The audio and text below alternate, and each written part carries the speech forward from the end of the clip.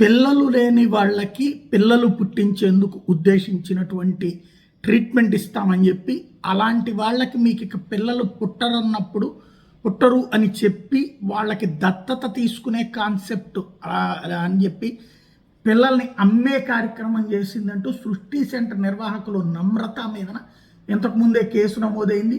దేశంలోని వివిధ రాష్ట్రాల్లో మనుషుల్ని పెట్టుకుని అక్కడ పేదరికంలో ఉన్నటువంటి వాళ్ళకి సంబంధించి అధిక సంతానం ఉన్నప్పుడు వాళ్ళకి గర్భం వద్దనుకుంటున్నప్పుడు వాళ్ళ బిడ్డల్ని తను కొని, ఎవరైతే బిడ్డలు లేక ఇబ్బంది పడుతున్నారో ఎలాంటి దత్తత ప్రక్రియలు ఇదేమీ అవసరం లేకుండా డబ్బులు కొనుక్కోవడానికి సిద్ధపడతారో అట్లాంటి వాళ్ళకి మధ్యవర్తిత్వం చేసి పిల్లల్ని కొని అమ్ముతున్నది అన్నటువంటిది ఆవిడ మీద ప్రధాన ఆరోపణ.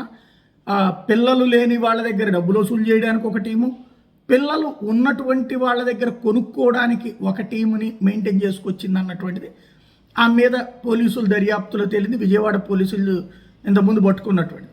ఇప్పుడు ఈ వ్యవహారానికి సంబంధించి విదేశాలకి నిధుల్ని మళ్లించేశారు. ఇక్కడ ఆవిడ సంపాదించిన డబ్బుల్ని లోకల్గా కాకుండా, ఎందుకంటే ఇక్కడైతే దొరికిపోతామన్న ఉద్దేశంతో వేరు అకౌంట్ ద్వారా విదేశాలలోకి మళ్లించారు అన్నటువంటి అంశంతో పాటు విదేశాల నుంచి కూడా డబ్బులు వచ్చినాయి అన్నటువంటి అంశం మీదన ఇప్పుడు ఈడీ ఎన్ఫోర్స్మెంట్ డైరెక్టరేట్ కేసు నమోదు చేసింది. ఏకంగా ఎన్ఫోర్స్మెంట్ డైరెక్టరేట్ అరెస్ట్ చేసింది మనీ లాండరింగ్ కేసులో.